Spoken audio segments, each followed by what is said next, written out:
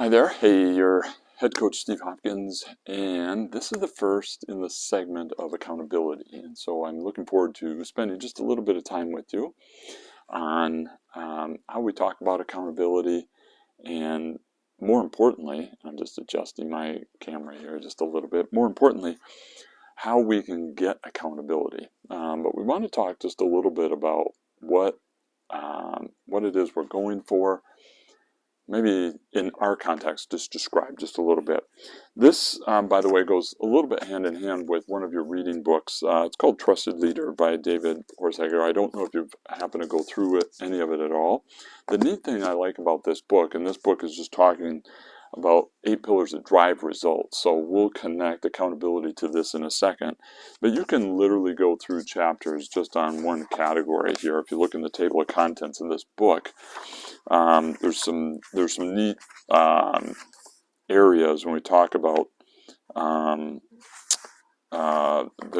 some of the goals that we're trying to achieve and things like that. So you can go through this chapter at a time, and I think you'll find some things that are valuable. But what he'll lay out in this book is that things like clarity and character and connection really matter when we're trying to get results. And so when we talk about accountability, we'll talk for a minute about what we're talking about. I'm going to break this month into a couple segments, and this one's going to just be talking about accountability in general, what maybe we think accountability is, what it's not, and one little framework that helps us realize that we're in the wrong place. So we'll start there, and then we'll add in some of the components that we can chase after and perfect to make sure we stay in the space of accountability for ourselves and for the people we're leading as well. But just to get things off and rolling, what is it that we want? And what I would say is I'm going to describe some things when we're hoping for accountability. And of course, we're thinking about accountability with our team members, right? It's like, I need to hold them accountable because they let me down. They didn't deliver. I need to kind of press into them a bit more because we're coming up a little bit short. And so some of the behaviors that we're looking for are employees that keep commitments, for sure, right? Dedicated to our high standards. How about open and adaptable? So as things change, they're accountable to kind of go on that ride with us.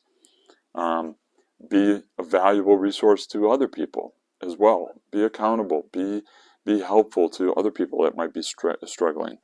Accountable could have to do with your dedication to self-improvement.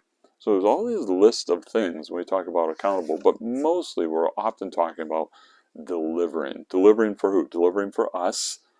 All right.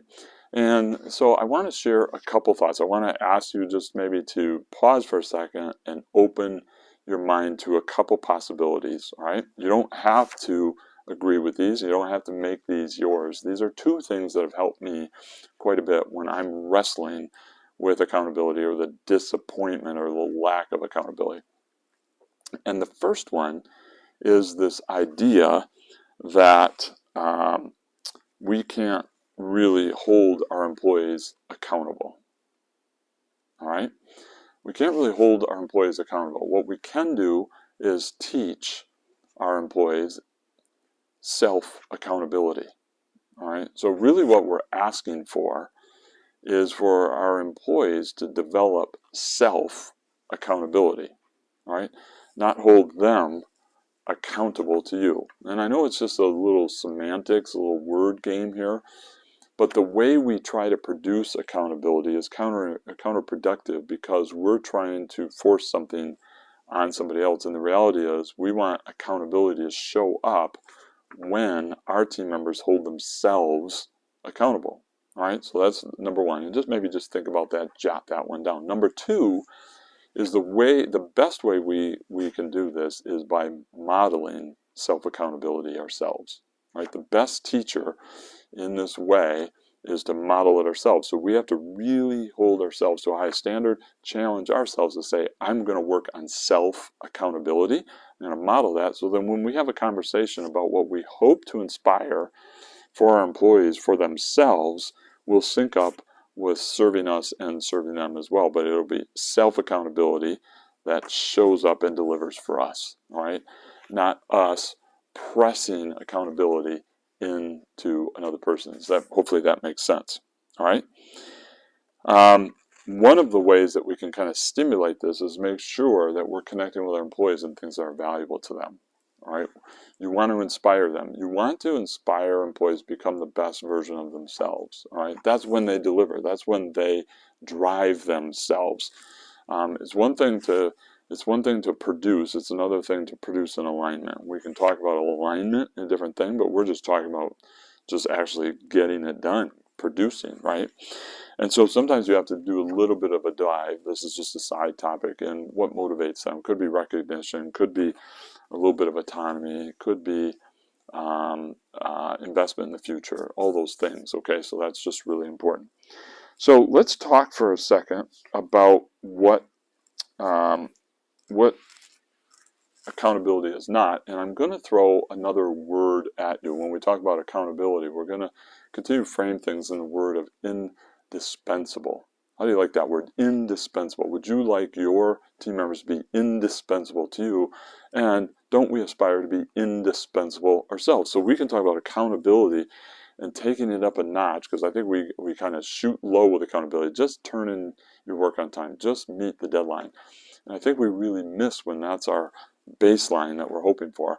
But if we talk about, I'd like to work in this prospect and this idea of being indispensable. That goes way above that. All right. And so I want to talk about ways that we know somebody is not indispensable. All right. Sometimes looking at the opposites can help us just as much. All right. How about this? Saying they'll do something and they don't do it, or they're not doing it. How about that? Missing a due date. Maybe even not telling other people that they're missing the due date. Not letting other people know about problems as they creep up at work. Right? We all have problems. Keeping it secret.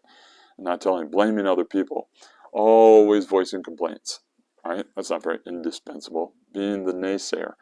Focusing only on your personal success. All right? So that's a clear picture of what we're hoping not to have on our team and what we're hoping not to become ourselves, right? And so that's dispensable. We want to produce indispensability, which will deliver accountability for us, okay? So just be looking for those things. We're going to talk about them a little bit more here in just a second. We're also giving you this, this digital file, all right, that we're going to send with this packet. And this digital file, we're going to keep coming back to as we talk. And today we're going to be talking a little bit about this bottom loop here. This is just two good images about accountability. We have an accountability loop at the top, and we have the opposite of that, a dispensable loop at the bottom, or we're going to call it a victim loop, because these are the behaviors that show up when we're dispensable, all right, when we are not doing the things that we hope to be doing. Okay, so in the victim loop, basically what we're talking about is reacting, okay, and behaving because of things that are happening. All right, fear of failure, fear of being blamed, maybe even the increased responsibility and the fear of success. All right, and so we'll stay out of being indispensable or stay out of accountability sometimes just by sabotaging ourselves very subtly. Most of the time what is going on in these negative loops for our people and for ourselves, we don't really recognize. They're just ingrained behaviors happening automatically. When trouble happens, what happens? Okay, when things are going great, it's easy. When things are going rough, or the workload's heavy, or there's one less or two less people than we need, or what we planned didn't work out, behaviors show up, right? And they're dispensable behaviors. They're low accountability or no accountability behaviors, as opposed to at that inflection moment, we raise the bar and we become and start acting like we're indispensable or we're self-accountable, okay? So we just want to make sure we understand what we're talking about, and we want to make sure we can have our radar out for what the opposite is. And so we're going to talk about that a little bit. And so you can just refer to this little grid, okay? And we're just going to go through a couple right now, all right? And it actually, we'll spend a whole different video on this box intention. That's how things start. But just think about coming in with a problem and this being a crossroads, okay? But when we're dispensable, all right, then often some of the first things that happen are things like we ignore them. Remember what I said about just trying to push a problem aside, just trying to, it's not really there, okay? You can see different times you've been a leader and it's like, I see trouble ahead, and the people there are like, oh, no, everything's fine. Everything's fine. They're probably aware of it and they're just behaving in a dispensable way, whereas like, I think this might just go away on its own. All right, they'll deny.